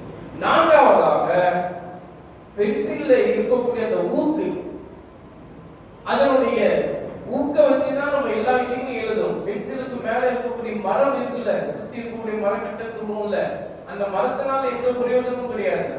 அந்த மரத்துக்குள்ள இருக்கக்கூடிய ஊக்குனால தான் பிரயோஜனம் இல்லையா? அதுபோல உனக்கும் ஒரு உள்ளம் இருக்கிறது. அந்த உள்ளத்தை நீ சரியாக்கிக்கொள். அந்த உள்ளத்தை நீ பயன்படுத்திக் கொள். அந்த உள்ளத்தை பயன்படுத்திக் கொள்கிற போது உன்னுடைய வாழ்க்கை சிறப்பாக இருக்கும். நபி ஸல்லல்லாஹு அலைஹி வஸல்லம் அதைத்தான் உங்களுக்கு சொன்னார். நம்முடைய உடலில் ஒரு பாகம் உண்டு. அந்த பாகம் சரியாக இருந்தால் எல்லாம் சரியாக இருக்கும். அந்த பாகம் சீராகவில்லை என்றால் எல்லாமே கெட்டு போகும் என்று சொன்னார்களே. அப்படிப்பட்ட உள்ளத்தை, நமக்குள் இருக்கக்கூடிய உள்ளத்தை நம்ம சீராக்க வேண்டும் என்று நம்முடைய பிள்ளை செல்வங்களுக்கு நம்ம இப்போதிலிருந்தே நாம் சொல்லிக் கொடுக்க வேண்டும் என்று சொல்லி காட்டுகிறார். அதன் பிறகு அல்லாஹ் தஆலா சூரா யாசீன்ல சொல்ற மாதிரி வனக்துபு மா கத்தமு வ ஆசாரம், நம்ம இந்த உலகத்துல வாழ்ந்து இருக்கிறோம் என்பதற்குண்டான அடையாளத்தை நாம் விட்டு செல்ல வேண்டும். நம்ம இந்த உலகத்துல வாழ்ந்து இருக்கிறோம் என்கின்ற அடையாளத்தை நாம் விட்டு செல்ல வேண்டும். எப்படி ஒரு பென்சிலில் இருந்து வரக்கூடிய எழுத்துக்கள் அடையாளமாக ஆக்கப்படுகிறதோ அதுபோலத்தான் நம்ம இந்த உலகத்தில் வாழ்கிற போது நம்மளும் ஒரு அடையாள சின்னமாக இருக்கணும் அப்படிங்கிறத நம்முடைய பிள்ளை செல்வங்களுக்கு நம்ம சொல்லிக் கொடுக்க வேண்டிய கட்டாயத்தில் இருக்கிறோம். அதுபோல பென்சில் இருந்து வரக்கூடிய பயன்பாடு குறைவாக இருந்தாலும் பென்சில் எப்படி லைஃப் லாங் இருக்குது. ஒரு பென்சில் பிள்ளை செல்வங்களுக்கு இப்போ வாங்கி கொடுக்கிறோம், ஒரு வருஷத்துக்கு பல நூறு கணக்கான பென்சில் வாங்கி கொடுக்கிறோம், அதெல்லாம் விடுங்க. ஆனா நல்ல நடைமுறையில பயன்படுத்தக்கூடிய ஒரு புள்ள ஒரு பென்சிலை வாங்கி கொடுத்தா அதை 3 வருஷம் வச்சிருப்பான் இல்லையா? பென்சிலுடைய பயன்பாடு குறைவுதான், ஆனா அதோடைய லைஃப் லாங் அது பயன்படுத்துதுல. அது மாதிரி நீ இந்த உலகத்தில் வாழ்கிற போது நீ இந்த உலகத்தில் வாழக்கூடிய வாழ்க்கை கொஞ்சமாக இருந்தாலும் உன்மூலமாக பயன்படக்கூடிய அந்த விஷயங்கள் லைஃப் லாங்காக எல்லாருமே பயன்படக்கூடிய ஒரு விஷயங்கள்ல போல நீ இருக்கணும்பா, அப்படி நீ வாழணும் அப்படின்னு நம்ம அந்த பிள்ளை செல்வங்களுக்கு நம்ம சொல்லிக் கொடுக்கணும். அது போல 7வது விஷயமாக அவரு சொல்றாரு, பென்சில் எப்படி அதனுடைய ஊக்கு, அதனுடைய மை இறுதி வரை அது எழுதுகிறதோ, பென்சிலை நம்ம சீவி கடைசி சின்னோடு வந்தாலும் அது எழுதும் இல்லையா? பென்சில் எப்படி இறுதி வரை எழுதுகிறதோ அது போல நீ உன்னுடைய வாழ்க்கையில தொடங்கியிலிருந்து முடிவு வரை இறுதி வரை பயன்படக்கூடிய மனிதனாக நீ இரு அப்படின்னு நம்முடைய பிள்ளை செல்வங்களுக்கு நம்ம சொல்லிக் கொடுக்கணும். ஷாஃபி மதத்தினுடைய அடிப்படையில் தான் ஷாஃபி முஸல்லாவை தான் சலாமத் மஸ்ஜித் அமைக்கப்பட்டிருக்கு. ஷாஃபி மذஹபினுடைய அடிப்படை இமாம்கள்ல ரெண்டு பேர், இமாம் ராஃபிஈ ரஹ்மத்துல்லாஹி, இமாம் நபவி ரஹ்மத்துல்லாஹி. இமாம் நபவி ரஹ்மத்துல்லாஹி அலைஹி அவர்களை பார்த்து, அவர்களுடைய வரலாற்றை பார்த்து அல்லாமா இப்னு மாலிக் ரஹ்மத்துல்லாஹி அலைஹி அவர்கள் சொல்லி காட்டுகிறார்கள். அல்லாமா இப்னு மாலிக் ரஹ்மத்துல்லாஹி அலைஹி, கொஞ்சம் நல்லா கவனிக்கணும். அது அந்த அப்படிதான் நடக்கும். அத நடக்கிறதெல்லாம் நீங்க அந்த இடத்துல நீங்க கவனத்தை செலுத்தாதீங்க. இங்க என்ன மட்டும் தான் இங்க நீங்க பார்க்கணும். இப்போ உள்ள டைம்ல நீங்க என்ன மட்டும் தான் பார்க்கணும். நான் மட்டும் தான் பேசுவேன். இங்க என்னுடைய பேச்சை தான் நீங்க கேட்கணும். இறுதி வரை பயன்பட வேண்டும் அப்படின்ற அந்த விஷயத்தை தான் இப்ப நம்ம சொல்லிட்டு இருக்கோம். ஷாஃபிஈ மذஹபினுடைய மிகப்பெரிய இமாம்கள்ல இமாம் ராஃபிஈ ரஹ்மத்துல்லாஹி, இமாம் நபவி ரஹ்மத்துல்லாஹி. இமாம் ராஃபிஈ ரஹ்மத்துல்லாஹி அலைஹி அவங்களுக்கு அவங்களுடைய வாழ்க்கையில ஏதாவது ஒரு சட்டத்தை எழுதுகிற போது விளக்கு, அவங்க அந்த காலகட்டத்துல தான் விளக்கு தானே, இந்த லாந்திர விளக்கு இதெல்லாம் நம்ம பார்த்திருக்கோம். அந்த காலத்துல லைட் எல்லாம் கிடையாது. அந்த மாதிரியான காலகட்டத்துல அவங்க விளக்கு வச்சு அவங்க எழுதுகிற போது காற்றினுடைய வேகத்துல விளக்கு அணைஞ்சிருக்கு. அந்த நேரத்துல மரத்துக்கு அடியில உட்கார்ந்து தான் அவங்க எழுதுவாங்க. இந்த மரத்தினுடைய கிளை பகுதியிலிருந்து அவங்களுக்கு ஒளி பிரகாசம் அவங்களுக்கு வருமா, அந்த ஒளி பிரகாசத்தை வச்சு அவங்க எழுதுவாங்க. அப்படிப்பட்ட முஅஜிஸா கொண்டவர்கள் தான் இமாம் ராஃபிஈ ரஹ்மத்துல்லாஹி. இமாம் நபவி ரஹ்மத்துல்லாஹி இருக்கிறாங்கல்ல, அவங்களுடைய அற்புதம் என்ன தெரியுமா? அந்த விளக்கு அணைஞ்சிட்டா அவங்களுடைய கை கலிமா விரலிலிருந்தே வெளிச்சம் வரும். அப்படிப்பட்ட அற்புதத்தை கொண்டவர்கள் தான் இமாம் நபவி ரஹ்மத்துல்லாஹி. அல்லாமா இப்னு மாலிக் ரஹ்மத்துல்லாஹி சொல்றாங்க, பாருங்க, இமாம் நபவி ரஹ்மத்துல்லாஹி சாதாரணமான வாலிபர் அல்ல. இந்த உலகத்தில் அவங்க வாழ்ந்தவங்க 46 வருடங்கள் மட்டும் தான் அவங்க வாழ்ந்திருக்கிறாங்க. இந்த உலகத்துல இமாம் நபவி ரஹ்மத்துல்லாஹி 46 வருடங்கள் மட்டும் தான் இந்த உலகத்துல வாழ்ந்திருக்கிறாங்க. அந்த 46 வருடங்கள் அவர்கள் வாழ்ந்து எழுதி வைத்திருக்கக்கூடிய கிதாபுகள் இருக்குதுல்ல, எழுதி வைத்திருக்கும் கிதாபுகள், வரலாற்று ஆசிரியர்கள் சொல்றாங்க, இமாம் நபவி ரஹ்மத்துல்லாஹி அலைஹி அவர்கள் 46 வருடங்கள் இந்த உலகத்தில் வாழ்ந்திருக்கிறார்கள். அவங்க எழுதி வைத்திருக்கக்கூடிய கிதாபுகளை பிறந்த குழந்தை அது எழுத ஆரம்பிச்சா அதனுடைய வாழ்நாள் முடிகிற வரை எழுதுறதுக்காக வேண்டி அதனுடைய வாழ்க்கையை அது பயன்படுத்தினாலும் இமாம் நபவி ரஹ்மத்துல்லாஹி அவர்கள் எழுதி வைத்திருந்த அந்த கிதாபை அந்த குழந்தையால் தன்னுடைய வாழ்க்கையை அர்ப்பணிச்சு அதை எழுதுறதுக்கு முயற்சி செஞ்சாலும் அது எழுதி முழுமையாக முடித்து விட முடியாது. அந்த அளவுக்கு கிதாபுகள், நிறைய கிதாபுகள் அவர்கள் எழுதி இருக்கிறார்கள்.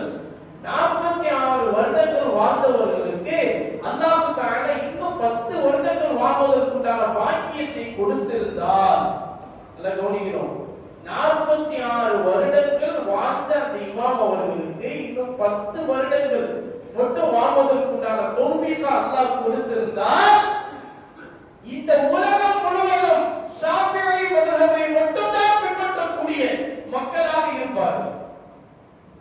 எல்லாத்தையும் ஷாஃபிஈயாக ஆக்கியிருப்பார்கள்.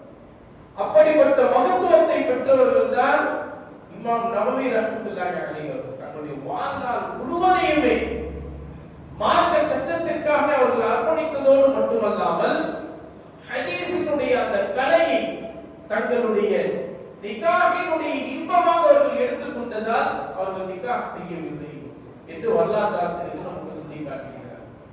இறுதி வரை பயன்படக்கூடிய மனிதராக, இறுதி வரை மற்றவர்களுக்கு பயன்படக்கூடிய மனிதராக இமாம் நபவி ரஹ்மத்துல்லாஹி அவர்கள் வாழ்ந்திருக்கிறார். அதுதான் அந்த ஆய்வாளர்கள் சொன்னாங்க. தி பிசிகாலஜி ஆஃப் சில்ட்ரன் அப்படின்ற அந்த விஷயத்துல ஆய்வாளர்கள் சொல்றாங்க, பெண்களுடைய 7வது குணம் இறுதி வரை பயன்படக்கூடிய மனிதராக நீ இரு அப்படின்ற விஷயத்தை பிள்ளைகளுக்கு நீங்க கற்றுக் கொடுங்க. அந்த வகையில தான் நம்முடைய முன்னோர்கள் எல்லாம், நம்முடைய இமாம்கள் எல்லாம், நாதாக்கள் எல்லாம் அந்த ஒரு வாழ்க்கையை தான் நமக்கு ஏற்படுத்தி காட்டியிருக்கிறார். இப்படிப்பட்ட ஒரு பாரம்பரியத்தை பெற்ற நாம் இன்றைக்கு நம்முடைய சாலிகான பிள்ளை செல்வங்களுக்கு எதற்கு முக்கியத்துவம் அளிக்கின்றோம்? டாக்டர் கர்தாவி ரஹ்மத்துல்லாஹி அலைஹி அவர்கள் வஃபாத்தாகிவிட்டார்கள். 2 வருடங்களுக்கு முன்பாக தான் டாக்டர் கதாவி ரஹ்மத்துல்லாஹி அலைஹி அவர்கள் சொல்லியிருக்காங்க, ஃபிக்ஹுல் அவ்வலியாத், எதற்கு நாம் முதலிடம் கொடுக்க வேண்டும், எது முதலில் அப்படின்ற தலைப்பின் கீழே ஒரு கிதாபை எழுதியிருக்கிறாங்க. குவான்டிட்டியா குவாலிட்டியா, எண்ணிக்கையா தரமா, தரத்திற்கு முக்கியத்துவம் கொடுக்க வேண்டுமா எண்ணிக்கைக்கு முக்கியத்துவம் கொடுக்க வேண்டுமா? ஒரு மதரசாவில் என்னிடத்தில் 1000 பிள்ளைகள் என்னிடத்தில் படிக்கிறார்கள் என்று சொல்வது எனக்கு பெருமையா, அல்லது என்னிடத்தில் 10 பிள்ளைகள் தான் படிக்கிறார்கள் ஆனால் அந்த 10 பிள்ளைகள் 10 கோடி மக்களுக்கு சமமானவர்கள் என்று சொல்வது எனக்கு பெருமையா? நீங்க சொல்லுங்க. சொல்லுங்க. 10 பிள்ளைங்க என்கிட்ட படிக்கிறாங்கல்ல, இந்த 10 பிள்ளைங்க 10 கோடி மக்களுக்கு சமமானவர்கள் என்று சொல்வதுதான் சிறந்தது.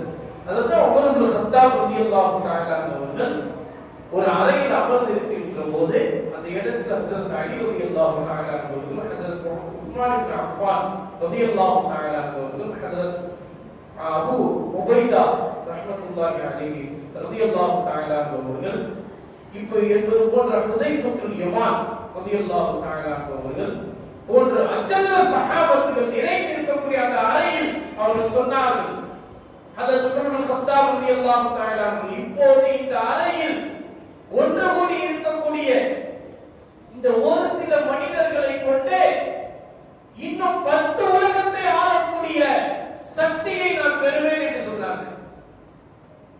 அந்த கூடியிருந்த அந்த அறையில் கூடியிருந்த மக்கள் சாதாரணமான சஹாபாக்களா, ஒவ்வொருவரையும் கொண்டு பல லட்சக்கணக்கான மனிதர்கள் இஸ்லாத்தை ஏற்று வந்தார்கள். அப்படிப்பட்ட சஹாபாக்கள் தான் அந்த அறையில் கொண்டவர்கள் இருந்தார்கள். அதனால நம்முடைய மார்க்கத்தை பொறுத்த அளவில் எண்ணிக்கைக்கு மதிப்பு இல்லை, தரத்திற்கு தான் மதிப்பு. ஆனா நம்முடைய இடதுசாரிகளாக இருக்கக்கூடிய இந்த கொள்கைவாதிகள் தான் எண்ணிக்கைக்கு முக்கியத்துவம் கொடுக்கிறார். அதனால நம்ம என்ன பார்க்கிறோம், இந்த மதரசால 100 பிள்ளைங்க இருக்காங்க, இந்த மதரசால 10 பிள்ளைங்க தான் இருக்கிறாங்க, இவர்கிட்ட நம்ம பிள்ளைங்களை சேர்த்தா இவர் மாதிரி சோம்பேறி ஆகி போயிடுவோம், அவர்கிட்ட 100 பேர் 200 பேர் ஆவாங்க, அஜாத்த உங்க மதரசாவுடைய எண்ணிக்கை குறைந்து கொண்டே இருக்கிறது அப்படின்னு சில பேர். மதரசா தொடங்கும் போது நீங்க இத்தனை பேர் வச்சு தொடங்குனீங்க, இப்போ குறைஞ்சிட்டே இருக்குது என்று சொல்லக்கூடிய மக்களையும் நம்ம பார்க்கக்கூடியவர்களாக இருக்கிறோம். இதெல்லாம் நம்ம இடத்துல ஏற்படக்கூடிய குறை. எண்ணிக்கையை வச்சு மாற்றம் அல்லது தரத்தை வைத்துதான் பார்க்கணும். நபிகள் நாயகம் ஸல்லல்லாஹு அலைஹி வஸல்லம் அவர்கள் சஹாபாக்கள் எத்தனை பேர் இருந்தாங்க? 1,24,000 நபிமார்கள் ரசூலுல்லாஹ் சொல்வது போல 1,24,000 சஹாபாக்கள் அப்படின்னு நம்ம சொல்றோம். ஒவ்வொருவரும் ஒவ்வொரு வரலாற்றை பெற்றவர்கள். அதனால்தான் academic historic of the world, உலகளாவிய வரலாற்று ஆசிரியர்கள் சொல்லி காட்டுகிறார்கள். இந்த உலகத்தில் வாழ்ந்த எந்த ஒரு தலைவரும் இப்படிப்பட்ட ஒரு வார்த்தையை சொன்னது கிடையாது. எந்த தலைவருமே இந்த உலகத்தில் வாழ்ந்த ஒவ்வொரு தலைவரும் இப்படி சொல்வார்கள், எனக்கு ஒரு வரலாறு உண்டு, என்னை பாருங்கள், என்னுடைய வரலாறை போல நீங்களும் ஒரு வரலாற்றை படைப்பதற்கு நீங்க ஆளாகுங்க அப்படின்னு ஒவ்வொரு தலைவரும் சொல்லியிருக்காங்க. ஆனா அந்த தலைவரை பின்பற்றி வந்த தொண்டர்களான நண்பர்கள் தோழர்கள் அவருடைய வரலாற்றை பாருங்கன்னு சொன்ன ஒரு தலைவரை நீங்க இந்த உலகத்துல பார்க்கணும்னா அது கண்மணி நாயகம் ஸல்லல்லாஹு அலைஹி வஸல்லம் அவர்களை மட்டும்தான் பார்க்க முடியும். நபி ஸல்லல்லாஹு அவர்கள் சொன்னாங்க, அஸ்ஹாபி கன்னுஜூம் ஃபபிஐஹிம் இக்ததைத்து இஹ்ததைத்து, எனக்கு ஒரு வரலாறு உண்டு, அதுபோல என்னுடைய தோழர்கள் ஒவ்வொருவருக்கும் ஒரு வரலாறு உண்டு. ஹஜ்ரத் அபூபக்கர் சித்திக் ரலியல்லாஹு தஆலா அவருடைய வரலாற்றை நீங்கள் புரட்டி பாருங்கள், உண்மைக்கு அப்படி பின்பமாக தெரிவார். உமர் இப்னு கத்தாப் ரலியல்லாஹு அவருடைய வரலாற்றை நீங்கள் திறந்து பாருங்கள், நீதிக்கோர் உமர் ரலியல்லாஹு தஆலா அவர்களாக தெரிவார். உஸ்மான் ரலியல்லாஹு அவருடைய வரலாற்றை திறந்து பாருங்கள், வெட்க குணத்திற்கே மிகப்பெரிய செல்வமாக தெரிவார். அந்த அலி இப்னு அபீ தாலிப் ரலியல்லாஹு அவருடைய வரலாற்றை திறந்து பாருங்கள், அறிவிற்கு ஒரு அடி, வீரத்திற்கு ஒரு அடியாக ஹஸரத் அலி இப்னு அபீ தாலிப் ரலியல்லாஹு தஆலா அவர்கள் தெரிவார். இப்படியாக நபி ஸல்லல்லாஹு அலைஹி வஸல்லம் அவருடைய கரம் பிடித்து இஸ்லாத்தை ஏற்ற ஒவ்வொரு சஹாபாக்களுக்கும் ஒரு வரலாறு உண்டு. அந்த வரலாற்றாசிரியர்கள் சொல்றாங்க, இந்த உலகத்தில் எந்த தலைவரும் சொல்ல முடியாத, சொல்வதற்கு தகுதி இல்லாத ஒரு விஷயத்தை ஒரு தலைவர் சொல்லி இருக்கிறார் என்று சொன்னா அது முஹம்மது ஸல்லல்லாஹு அலைஹி வஸல்லம் மட்டும்தான். எனக்கு ஒரு வரலாறு இருக்கிறது, என்னுடைய தோழர்கள் ஒவ்வொருவருக்கும் ஒரு வரலாறு இருக்கிறது என்று சொன்னார். ஆனா நபி ஸல்லல்லாஹு அலைஹி வஸல்லம் நபித்துவத்திற்கு அவங்க எப்ப நபி பட்டம் வாங்கினாங்களோ அதற்கடுத்து நீங்க பாருங்க 23 ஆண்டுகள் தான் நபி ஸல்லல்லாஹு அலைஹி வஸல்லம் வாழ்ந்திருக்கிறாங்க. அதாவது நபி பட்டம் வாங்கிய பிறகு சொல்றேன். நபி பட்டம் வாங்குவதற்கு முன்பு 40 ஆண்டுகள், நபி பட்டம் வாங்கியதற்கு பிறகு 23 ஆண்டுகள். இந்த 23 ஆண்டுகளை வரலாற்றாசிரியர்கள் சொல்றாங்க, ஒரு சாதாரண ஒரு தலைவர் 230 வருடங்கள் வாழ்ந்தாலும் அப்படிப்பட்ட ஒரு சாதனையை படைத்து காட்டிட முடியாது. 23 ஆண்டுகள் வாழ்ந்த நம்முடைய உயிரினும் மேலான ஈருலக தலைவர் கண்மணி நாயகம் ஸல்லல்லாஹு அலைஹி வஸல்லம் அவர்கள் 23 ஆண்டுகளில் அப்படிப்பட்ட ஒரு சாதனை அவர்கள் செய்து காட்டியிருக்கிறார். 230 வருடங்கள் ஒரு தலைவர் வாழ்ந்து காட்டிட முடியாத சாதனையை நபி ஸல்லல்லாஹு அலைஹி வஸல்லம் அவர்கள் 23 ஆண்டுகள் வாழ்ந்து காட்டியிருக்கிறார். டாக்டர் வில்லியம் சொல்றார், வயின் நஹத நஹத ஹரம் வயின் கஅத கஅத ஹரம். அவர் எழுந்தால் ஹரம் முழுவதும் எழுந்து நிற்கும், அவர் அமர்ந்தால் ஹரம் முழுவதும் அமர்ந்தும். ஒடுக்கப்பட்ட சமுதாயத்திலிருந்து வந்தவர்கள் தான் ஹஜ்ரத் முஹம்மது ஸல்லல்லாஹு அலைஹி வஸல்லம் அவர்கள். தாயிப் நகரத்திலிருந்து அடிக்கப்பட்டார்களோ அந்த வரலாறு உங்களுக்கு தெரியும். அப்படி ஒடுக்கப்பட்ட சமூகத்திலிருந்து வந்து ஒரு மிகப்பெரிய ஒரு பொருளாக கொடுத்து பாரசீக நாட்டிற்கும் ரோம் நாட்டிற்கும் மிகப்பெரிய உத்தம புருஷனாக வாழ்ந்து காட்டியவர்கள் தான் முஹம்மது ஸல்லல்லாஹு அலைஹி வஸல்லம் அவர்கள். அவர்களுடைய உம்மத்தில் வந்து அவர்கள் காண்பித்து தந்த பரம்பரையில் வாழக்கூடிய நாம் இன்றைக்கு எப்படி எதற்கு முக்கியத்துவம் கொடுக்கிறோம்? டாக்டர் கர்தாவி கேட்கிறார். அதனால் இந்த உலகத்தினுடைய அந்த சூழலை புரிந்து பெற்றோர்கள் ஜமாத்தார்கள் கட்டாயமாக நம்முடைய சாலையான பிள்ளை செல்வங்களுக்கு மார்க்க கல்விக்கு உண்டான அந்த வாய்ப்பை நீங்கள் ஏற்படுத்தி கொடுத்து அந்த மார்க்க கல்வியை முழுமையாக அவர்களுக்கு நீங்கள் கொடுத்து விடுவதற்கு நீங்க முயற்சி செய்யுங்கள். இன்ஷா அல்லாஹ் இப்போ சலாமத் மஸ்ஜித் மக்தப் மதரசாவினுடைய 3 ஆண்டுகள் நிறைவு பெற்று விடுத்து அடுத்து 4வது ஆண்டு இன்ஷா அல்லாஹ் ரமலான் மாதத்திற்கு பிறகு ஷவ்வால் 11 தொடங்க இருக்கிறது. அதுல முக்கியமான 5 விஷயங்கள் நம்ம செயல்படுத்த வேண்டிய கட்டாய சூழலில் இருக்கிறோம். அது இன்னைக்கு நம்ம நிர்வாக பெருமக்கள்கிட்டையும் நம்ம அதை சொன்னோம். அவங்க எல்லாருமே அதை தலைவணைக்கு அதை ஏற்றுக்கொண்டாங்க. அதுல என்னன்னு சொன்னா சலாமத் மஸ்ஜித் மக்தப் மதரசா இதுவரைக்கும் வந்து மாலை நேரத்தில் மட்டும் தான் நடக்குது. அப்புறம் பேசிக்க சலாமத் மஸ்ஜித் மக்தப் மதரசா இதுவரைக்கும் மாலை நேரம் மட்டும் அசரிலிருந்து மக்ரிப் வரை அப்படிதான் நடந்துச்சு. இன்ஷா அல்லாஹ் 4ஆம் ஆண்டு தொடக்கத்திலிருந்து இன்ஷா அல்லாஹ் காலை நேரமும் நம்முடைய சலாமத் மஸ்ஜித் மக்தப் மதரசா நடக்க இருக்கிறது. நேரம் என்னன்னு சொன்னா 6 to 7 6 மணியிலிருந்து 7 மணி வரை. அதாவது சுபுத்துலுக்கு பிறகிலிருந்து நம்ம ஆரம்பிச்சிருவோம். இருந்தாலும் அதனுடைய நேரம் காலை 6 மணியிலிருந்து 7 மணி வரை என்பதை பெற்றோர்கள் ஜமாத்தார்கள் நம்முடைய சாலையான தாய்மார்கள் எல்லாம் மனதில் பதிய வைத்துக் கொள்கிறோம். காலை நேர மதரசாவும் நம்ம ஆரம்பிக்கிறோம். இது ஒன்று. 2வது குர்ஆனை இதுவரையிலும் சில பேர் வந்து வயது முதிர்ச்சி இருப்பாங்க, சில பேர் வந்து வாலிப வயதுல இருப்பாங்க, சில பேர் வந்து நடுத்தர வயதுல இருப்பாங்க, குர்ஆன் ஓதி இருக்க மாட்டாங்க. ஆனா நல்லா சம்பாதிக்க தெரியும், காசு பணம் நிறைய சம்பாதிச்சிருப்பாங்க, 2-3 வீடு வாங்கி வச்சிருப்பாங்க, எல்லாமே 2-3 கார் எல்லாமே வேணும்னு நினைப்பாங்க. ஆனா குர்ஆன் மட்டும் ஓத தெரியாது. பெற்றெடுத்த தந்தை வஃபாதாகி இருப்பாரு, அந்த வஃபாதானவருடைய மையத்திற்கு முன்னாடி நின்று அவருக்காண்டி துவா செய்ய தெரியாது. ஹஸரத் இதெல்லாம் வந்து துவா செய்யணும் என்று ஹஸரத் நாடி நம்ம போறோம் இல்லையா? அந்த மாதிரிலாம் இருக்கக்கூடாது. நம்முடைய பெற்றோர்களுக்கு நம்மளே துவா செய்யணும், நம்மளே அவங்களுக்கு ஜனாதா தொழுகைங்கிறதுக்கு உண்டான அந்த பாக்கியத்தை பெறணும் அப்படிங்கிற அடிப்படையில அந்த குர்ஆன் ஓத தெரியாதவர்கள் இன்ஷா அல்லாஹ் அந்த இஷா தொழுகைக்கு பிறகு ஒவ்வொரு நாளும் 1 மணி நேரம் இன்ஷா அல்லாஹ் நடக்கும். அதுல குர்ஆன் கற்றுக்கொள்ள வேண்டும் என்று விருப்பம் உள்ளவர்கள் அதுல வந்து கலந்து கொண்டு அவர்கள் குர்ஆன் ஓதுவதற்குண்டான பயிற்சியை பெற்றுக் கொள்ளலாம். அதுபோல மூன்றாவது ஒரு முக்கியமான விஷயம் மஹல்லா ஒருங்கிணைப்பு விண்ணப்பம். வந்து உங்களுக்கு இன்ஷா அல்லாஹ் ஷவ்வால் மாதத்தினுடைய 11க்கு பிறகு ஒரு ஜும்ஆவுல இதை பற்றி உண்டான விஷயங்களை சொல்லி உங்களுக்கு அந்த ஃபார்ம் தரப்படும். ஒவ்வொரு குடும்ப தலைவரும் அதை முக்கியமாக அந்த ஃபார்மை வாங்கி உங்களுடைய போட்டோவை ஒட்டி அதில் உள்ள அந்த விஷயங்களை எல்லாம் நீங்க படிச்சு அதில் கையெழுத்திட்டு நீங்க பள்ளிவாசலுடைய நிர்வாக பெருமக்களிடத்தில் அதை கொடுத்தீங்கன்னா அதை கெசட்ல அவங்க ஏற்றி வைப்பாங்க.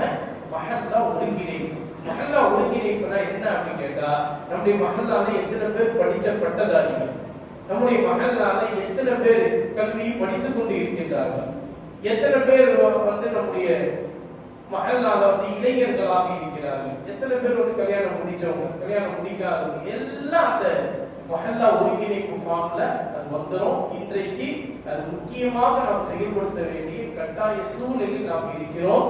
அதை கவனத்தில் எடுத்துக்கொண்டு ஜமாத்தார்கள், பெற்றோர்கள், தாய்மார்கள் இதுல கவனம் எடுத்துக்கொண்டு இன்ஷா அல்லாஹ் வரக்கூடிய அந்த ஷவ்வால் மாதம் 11ல உங்களுக்கு தரக்கூடிய அந்த விண்ணப்பத்தை நீங்க வந்து அதை வாங்கி நீங்க அதை முழுமையாக அதை எழுதி நீங்க கொடுக்கணுன்ற ஒரு விஷயத்தையும் உங்களுக்கு அறிவித்துக் கொள்கிறோம். அதுக்கப்புறம் 4வது ஒரு விஷயம், நம்முடைய மக்தப் மதரசா பிள்ளைங்களுக்கு வரக்கூடிய அந்த வருடத்திற்கு யூனிஃபார்ம், ஐடென்டி கார்டு, அதே மாதிரி நம்முடைய பிள்ளை செல்வங்களுக்கு உண்டான சலாமத் மஸ்ஜித் மக்தப் மதரசா வாட்ஸ்அப் குழு அப்படின்னு ஒன்று உருவாக்கப்பட இருக்கிறது. அதுபோல மதரசாவுடைய பெயர் போட்ட ஒரு பேக் அதுவும் இன்ஷா அல்லாஹ் பிள்ளை செல்வங்களுக்கு தரப்பட இருக்கிறது என்பதையும் உங்களிடத்தில் ஒரு சுப செய்தியாக சொல்லிக் கொடுக்கப்படுவதோடு இன்ஷா அல்லாஹ் வரக்கூடிய வருடத்துல 5வது ஒரு விஷயமா நம்முடைய பிள்ளை செல்வங்களுக்கு ஹிஃபுதுல் குர்ஆன், அதுபோல கிராஅத்துல் குர்ஆன், ஹிஃபுதுல் குர்ஆன் உடைய பயிற்சியையும் குர்ஆனை மனனம் செய்யக்கூடிய பயிற்சியையும் கிராஅத்துல் குர்ஆனை வந்து 7 வகையில ஓதக்கூடிய அந்த பயிற்சி இன்ஷா அல்லாஹ் அவங்களுக்கு கொடுக்கப்பட இருக்கிறது. இதுல இந்த 5 விஷயங்களையும் நம்ம செயல்படுத்தணும்னா பெற்றோர்கள், ஜமாத்தார்கள் நீங்க தான் ஒத்துழைப்பு கொடுக்கணும். நீங்க ஒத்துழைப்பு கொடுக்கலன்னா இதை நம்ம செய்ய முடியாது. நீங்க ஒத்துழைப்பு கொடுத்தாதான் நம்ம செய்ய முடியும். பொதுவாகவே என்னுடைய ஹஸரத் பெருந்தகை அல்லாமா ஹஜ்ஜத் கமாலுத்தீன் ஹஸரத் பெருந்தகை ஹஜ்ரத் கிப்லா நபரல்லாஹு பரக்கத்து அல்லாஹ் தஆலா அவருடைய மன்னரை சிவனும் பூஜையாக ஆக்கி வைப்பாங்க. அவங்க நம்மள்ட்ட எப்பவுமே சொல்லுவாங்க, அஸ்ஸஈது மின்னா வலித்து மாஹும் மினல்லாஹ். நம்மிடத்திலிருந்து முயற்சி வரணும், நம்மிடத்திலிருந்து முயற்சி வர வேண்டும், அல்லாஹ் அதை பரிபூர்ணப்படுத்தி தருவான். இது நம்முடைய முயற்சி தான். அந்த முயற்சியை பரிபூர்ணப்படுத்துவது அல்லாஹ்வுடைய கையில் இருக்கிறது. அதனால நீங்க எல்லாம் ஒத்துழைப்பு கொடுத்தாதான் இதை செயல்படுத்த முடியும். நீங்க ஒத்துழைப்பு கொடுக்கலன்னா அதை செயல்படுத்த முடியாது என்பதையும் இந்த நல்ல நேரத்தில் பதிவு வைத்துக் வேண்டும். அல்லாஹ்வுடைய மாபெரும் கிருபையினால் இதுவரையிலும் தாய்மார்களும் நம்முடைய சாலிஹான பிள்ளை செல்வங்கள், ஜமாத்தார்கள் எல்லோருமே நம்ம சொல்லக்கூடிய அந்த விஷயங்களை கவனமாக கேட்டீர்கள். அல்லாஹ் தஆலா அதன்படி நாம் நடக்கக்கூடிய தௌஃபீகை அல்லாஹ் நம் அனைவருக்கும் தந்தருள் புரிவானாக. வாழ்நாள் முழுவதிலும் அல்லாஹ்வுக்கு திருப்தியான விஷயங்களை மட்டுமே செயல்படக்கூடிய தௌஃபீகை அல்லாஹ் நம் அனைவருக்கும் தந்தருள் புரிவானாக. வாழ்நாள் முழுவதும் நபிகள் நாயகம் ஸல்லல்லாஹு அலைஹி வஸல்லம் அவர்களுக்கு ஸலவாத் சொல்லக்கூடிய நாவை அல்லாஹ் தஆலா நம் அனைவருக்கும் தந்தருள் புரிவானாக. அதுபோல வாழ்நாள் முழுவதிலும் நம்முடைய சாலிஹான தாய் தந்தையர்களை நினைத்து துஆ செய்யக்கூடிய பிள்ளைகளாக அல்லாஹ் நம் அனைவரையும் ஆக்கி புரிவானாக. அதுபோல நம்முடைய தாய் தந்தையர்கள் இப்போது நம்மிடம் இருந்தால் இந்த தாய் தந்தையர்களை மதித்து கண்ணியப்படுத்தி வாழக்கூடிய தௌஃபீகை அல்லாஹ் நம் அனைவருக்கும் தந்தருள் புரிவானாக. நம்முடைய சாலிஹான பிள்ளை செல்வங்களை இறைநேச செல்வர்களாக அல்லாஹ் உருவாக்கி அருள் புரிவானாக. நம்முடைய சலாமத் மஸ்ஜித் மக்தப் மதரசாவை அல்லாஹ் தஆலா கியாமத் நாள் வரை எல்லா வகையிலும் சிறப்பான முறையில் வளர்ச்சி பெற்ற மதரசாவாக நாம் எல்லோருக்கும் பயன்படக்கூடிய மதரசாவாக இந்த தீனுக்கு மிகப்பெரிய ஒரு உயரத்தை தரக்கூடிய மதரசாவாக அல்லாஹ் தஆலா ஆக்கி அருள் புரிவானாக. அதுபோல நம்முடைய எல்லா சேவைகளையும் அல்லாஹ் தஆலா கபூல் செய்து அருள் புரிவானாக. முன்பாக ஹஸரத் பெருந்தகை அவர்கள் வந்திருக்கிறார்கள். அவங்க ஒரு சில விஷயங்கள் நமக்கு இன்ஷா அல்லாஹ் சொல்லுவார்கள். அதன்படி நாம் வாழ்நாள் முழுவதும் அமல் செய்யக்கூடிய தௌஃபீக்கை அல்லாஹ் தஆலா நம் அனைவருக்கும் தந்தல் புரிவானாக. ஹஸரத் அவர்களுடைய பேச்சு முடிந்ததுமே பிள்ளைங்களுக்கு ஒரு பரிசளிப்பு விழா, அதுக்கப்புறம் ஒரு முக்கியமான விஷயம்